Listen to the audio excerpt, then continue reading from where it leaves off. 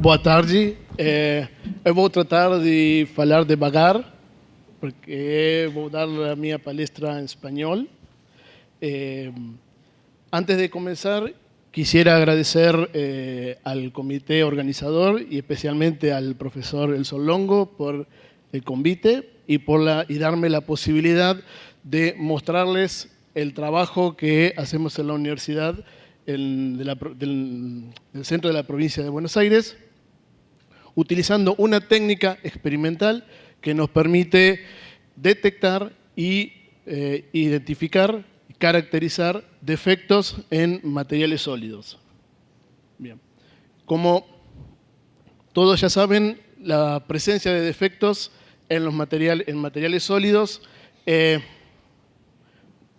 determina muchas de sus propiedades químicas y físicas y es de suma importancia poder detectar y caracterizar los defectos presentes en estos materiales. Es aquí donde yo voy a explicar o dar información acerca de esta técnica, que es la espectroscopía de aniquilación de positrones, que es una técnica heredada de la física nuclear y que, como ya les dije, permite detectar e identificar defectos. Bien. ¿Qué información puede darnos la técnica de positrones? Bueno, yo lo voy a ir explicando en distintos sistemas. En sistemas metálicos y legas, la técnica permite obtener información acerca del tipo de defecto presente en el material, su concentración, el entorno químico, es decir, qué especies atómicas están alrededor de la vacante o decoran la vacante. También se puede determinar experimentalmente la energía de formación de estas vacantes y específicamente en el caso de las legas permite además detectar la formación y el crecimiento de nanoestructuras. En el caso de los semiconductores, además de detectar el tipo de defecto, concentración, es posible determinar el estado de carga de estos defectos. Y finalmente, en el caso de sistemas poliméricos, la técnica permite determinar el tamaño de los nanohuecos presentes en el sistema y además cuantificar cuál es la fracción en volumen de estos. Voy a presentar algunos aspectos básicos de la técnica. Como fuente de positrones se utiliza una sustancia radiactiva, que es en el caso nuestro que utilizamos el isótopo 22 del sodio, el cual por decaimiento beta emite un positrón energético, el cual penetra dentro de la materia. Una vez que el positrón entra dentro de la materia, empieza a interactuar con los fonones, con los fonones de la red y va dispersando su energía hasta alcanzar un equilibrio térmico. Es decir, el positrón posee una energía del orden de la térmica. En ese momento, cuando el positrón está detenido, es sensible a cambios en la densidad electrónica del medio, del sitio local donde está. Aproximadamente, la zona de influencia del positrón es del orden de 100 nanómetros. Es decir que una vez que se detiene en su entorno de 100 nanómetros existe cambios en la densidad electrónica y si estos sitios más negativos, el positrón va a ser atraído por esos sitios. Eso es lo que se denomina atrapamiento. Y allí, en algún momento, se va a aniquilar con un electrón del medio, emitiendo dos rayos gamma.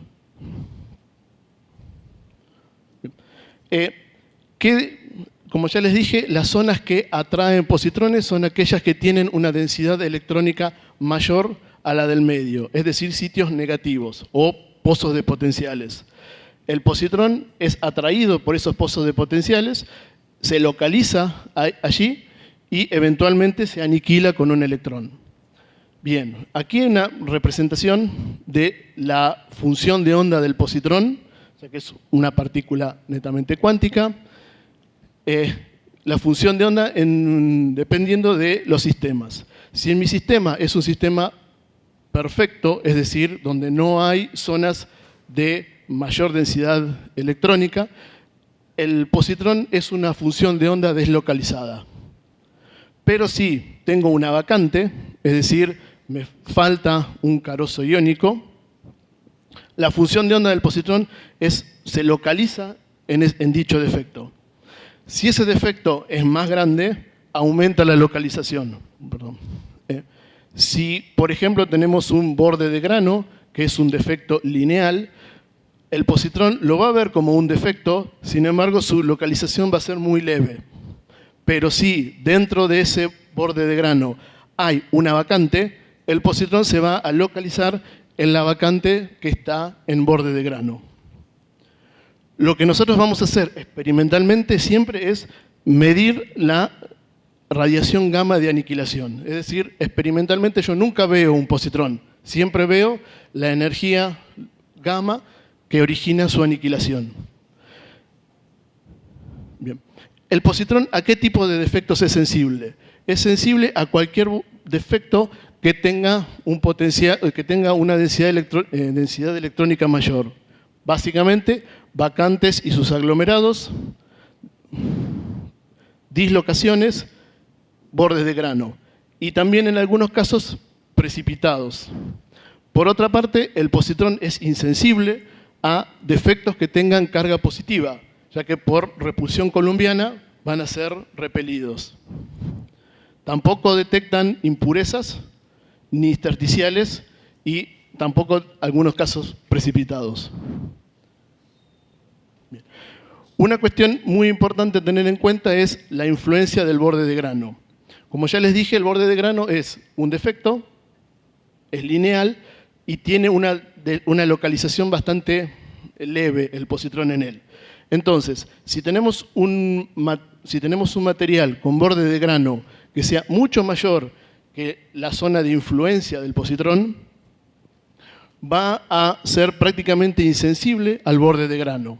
Es decir, en sistemas o en materiales micrométricos, donde los tamaños de grano son del micrón o superior, prácticamente los positrones no van a ver borde de grano. Y el tratamiento matemático de ese proceso de aniquilación es relativamente sencillo. Sin embargo, si mi sistema es nanoparticulado, allí ya el borde de grano empieza a jugar un papel mucho más importante, porque voy a tener una gran densidad de borde de grano que va a actuar como trampa para positrones. Entonces, en este caso, el problema se vuelve más complejo y su tratamiento matemático también. Bien, las técnicas experimentales, básicamente voy a presentar dos nomás. La primera de ellas, que es la más importante, se denomina tiempo de vida. Es decir, lo que voy a medir es cuánto tiempo vive un positrón desde que es emitido hasta que se aniquila. Para ello se utiliza nuevamente el isótopo 22 del sodio, que por decaimiento beta emite un positrón, queda en un estado excitado y a continuación emite un fotón gamma de 1274 kiloelectronvolt. El positrón penetra dentro de la materia, se termaliza, difunde, es atrapado y se aniquila emitiendo dos fotones gamma de 511 kiloelectronvolt.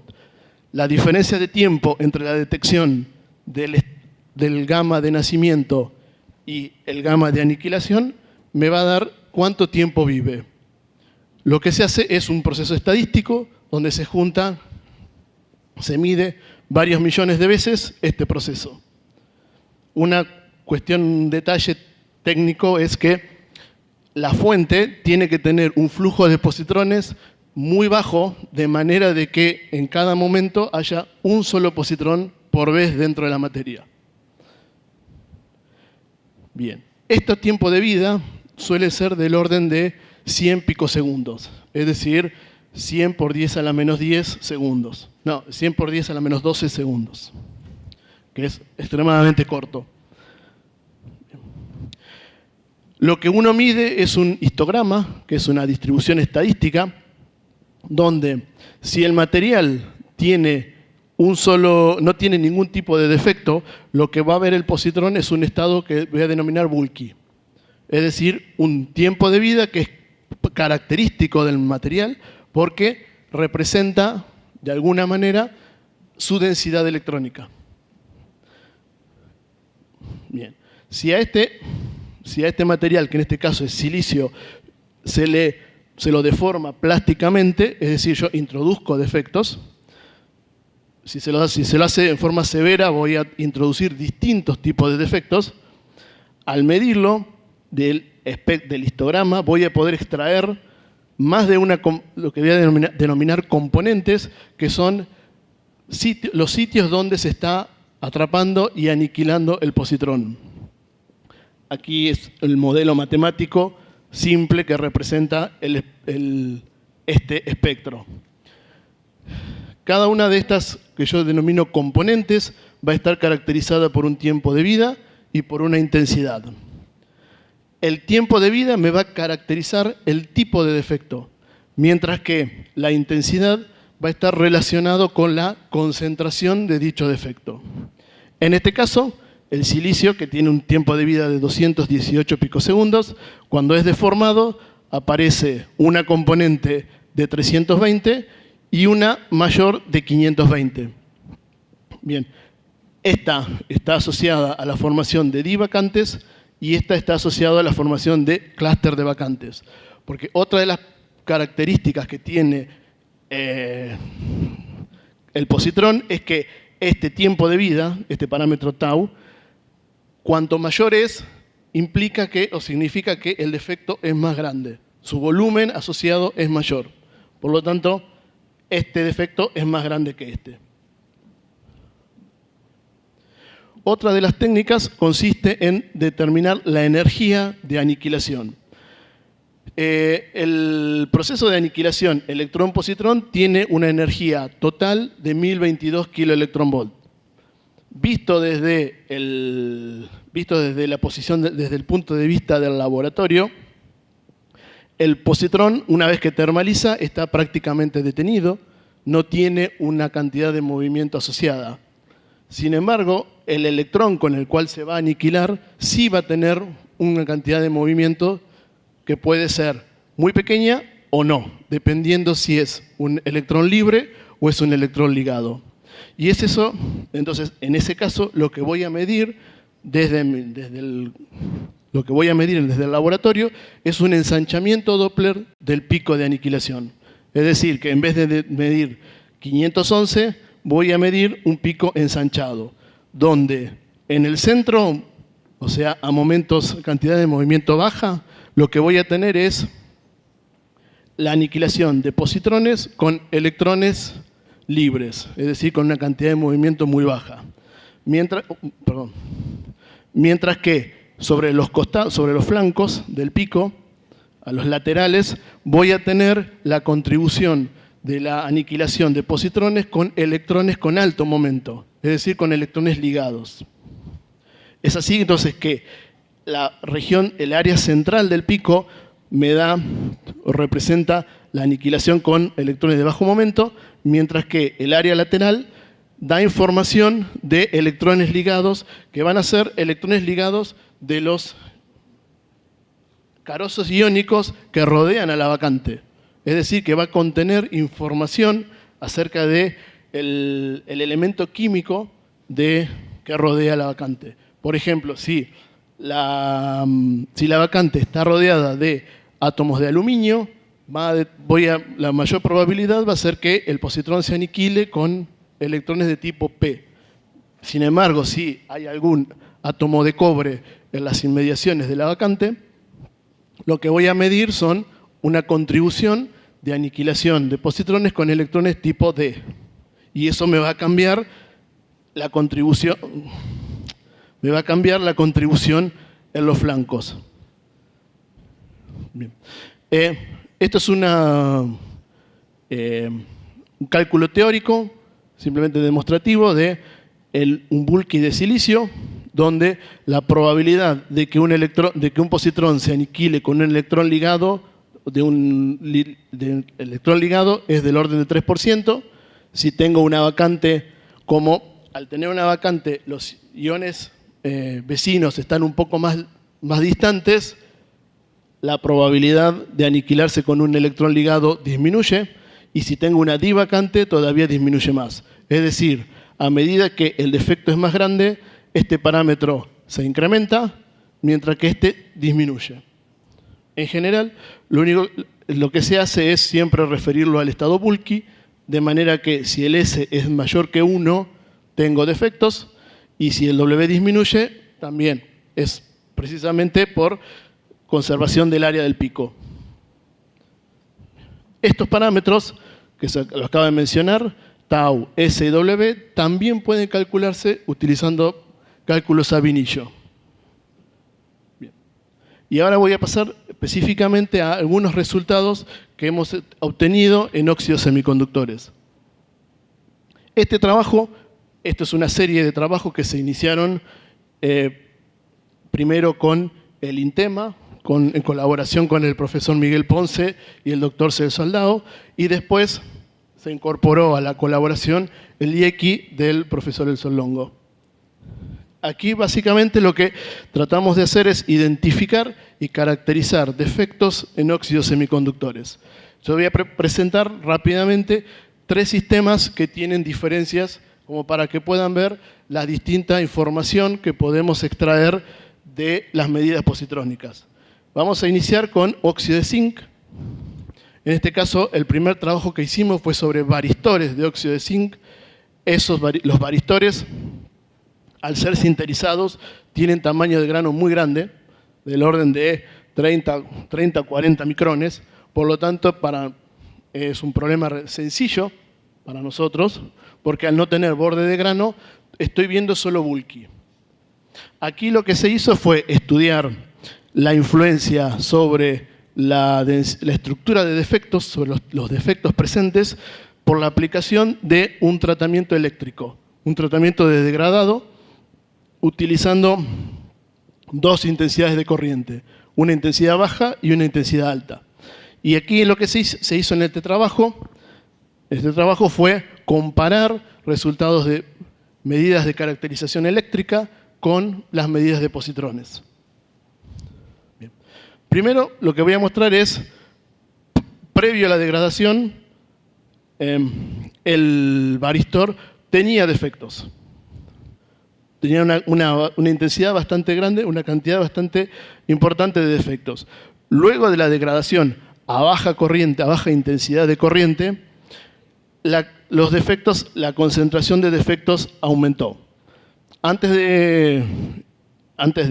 todos los sistemas, uno lo que necesita siempre es tener una referencia. Es decir, si yo voy a hacer medidas en un sistema con defectos, lo que primero voy a necesitar es tener una información del tiempo de vida en el sistema sin defectos, que me sirva de referencia para saber cuál es mi cero, cuál es mi sistema libre de defectos y así poder comparar con el sistema defectado.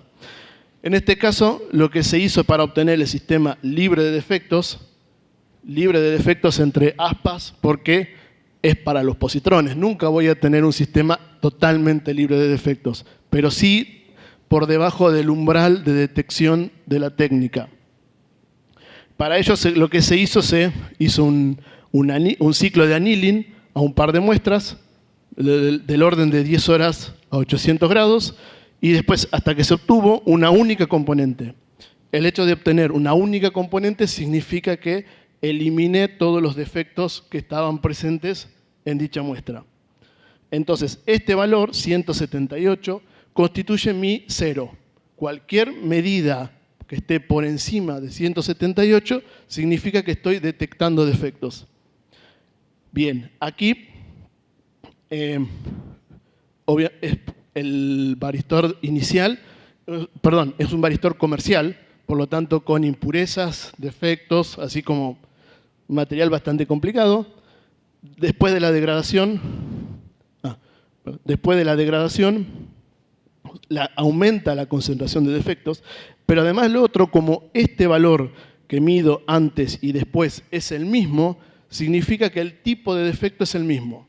Es decir, que el tratamiento de degradado lo que hace es generar más del mismo tipo de defecto. Aquí, como es un sistema relativamente sencillo, ahora lo que tenemos que hacer es identificar qué es ese defecto. Bien. En la literatura se indica, se reporta la presencia de 3 tipos de defectos. Defectos de oxígeno, como son generalmente positivos, repelen positrones, por lo tanto no los detecto. Este tipo de defecto es un defecto shallow. Shallow significa que el pozo de potencial o la diferencia en la densidad electrónica es muy pequeña, mucho más pequeña que la energía que tiene el positrón a temperatura ambiente. Por lo tanto, también es invisible.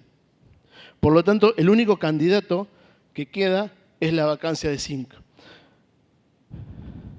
Entonces, lo que propusimos es que ese defecto son vacantes de zinc o complejos vacantes de zinc asociados a alguna impureza, ya que al ser un material comercial no se puede descartar de que decoren o estén en las cercanías de la vacante. Entonces, la otra cosa que se pudo hacer es cuantificar las vacantes, es decir, cuántas teníamos al inicio y luego del degradado. Luego eso fue con la degradación a baja corriente. Con la degradación a alta corriente, lo que se encuentra es que el tiempo de vida de la segunda componente es distinto, aumenta. Por lo tanto, significa que estoy generando otro tipo de defecto, que tenemos que determinar qué es. Aquí voy rápidamente. En la literatura se calculó y se reporta que el tiempo de vida en la divacante zinc-oxígeno es de 265 picosegundos y que además es un defecto neutro, es decir, que puede atrapar positrones. Por lo tanto, los resultados son consistentes con generar defectos tipo divacante cuando la corriente de degradación es más alta. Otro de los trabajos que hicimos fue en nanopolvos de óxido de estaño. En este caso sí son tamaño de grano muy pequeños. Y aquí lo que se hizo es estudiar cómo cambia la estructura de defectos cuando los materiales son tratados en distintas atmósferas. En vacío, en oxígeno y en una reductora. Aquí, bueno, nuevamente, la primera cosa que se hizo es medir se recoció un par de muestras de óxido de estaño de manera de tratar de encontrar un estado libre de defectos. Y la otra cosa que se encontró es que hay una componente de tiempo de vida con un valor muy alto, de 350 picosegundos, pero que es igual en todas las muestras. Significa que está desde el polvo inicial a el polvo tratado de las distintas atmósferas, este tipo de defecto está siempre presente. Lo único que cambia es su intensidad, es decir, la cantidad de este defecto. Para tratar de determinar o de identificar qué tipo de defecto es, lo que se hizo fue tomar un poco de este polvo, que tenía un tamaño de grano entre 50 y 80 nanómetros, y hacerlo crecer en una atmósfera inerte. Se generó un polvo de 250, se obtuvo un polvo de 250 nanómetros de borde de tamaño de grano y se volvió a repetir el mismo tratamiento en hidrógeno y en oxígeno. Y aquí lo que se encontró es, nuevamente aparece el mismo tipo de defecto, solo que con una intensidad mucho menor. Eso lo que nos está indicando es que ese tipo de defecto está localizado en borde de grano, porque al crecer el tamaño de grano disminuye la fracción de positrones que se aniquilan allí. Por lo tanto, bien, Después, bueno, esto básicamente lo que hice aquí fue simular qué volumen debería tener un Z-defecto utilizando cálculos a primeros principios y encontré que ese defecto debería tener del orden de 0,12 nanómetros cúbicos, que es consistente con la falta de varios átomos de estaño y de oxígeno. Es decir, que es un clúster de defectos. Entonces, los resultados son consistentes con la presencia de dos tipos de defectos. En la superficie de los granos, clústeres de estaño-oxígeno. Y en el interior del grano, defectos mucho más pequeños que pueden ser vacantes o divacantes de estaño o estaño-oxígeno. Y la otra cosa que es importante es que esos defectos son siempre los mismos. Es decir, el efecto de cambiar la atmósfera es simplemente cambiar la concentración de estos defectos. Y finalmente hemos iniciado, este trabajo está totalmente estudia en polvos de óxido de cerio. Aquí, esto lo paso rápido, Positrones detecta la presencia de defectos y que estos defectos cambian cuando le agregamos dopantes o cuando se hacen tratamientos en distintas atmósferas. El problema es que los defectos intrínsecos en el cerio podrían llegar a ser la vacante de oxígeno, que queda descartada porque es positiva, vacante de cerio, que también queda descartada porque necesita una gran energía para ser producida, pero en la literatura aparece que los cálculos Sabinillo predicen que esta estructura es una estructura favorable, que se puede formar y es energéticamente, tiene poco costo. Entonces, aquí es donde se propone que estos defectos, estas asociaciones de defectos que son neutras, pueden atrapar positrones. Y es eso lo que estamos viendo. Lo que estamos viendo serían básicamente grandes vacantes, clúster de vacantes de oxígeno localizadas en borde de grano y pequeñas asociaciones que podrían estar o en el interior del grano o... Sí. Esto está todavía en trabajo. Bien, bueno, muchas gracias.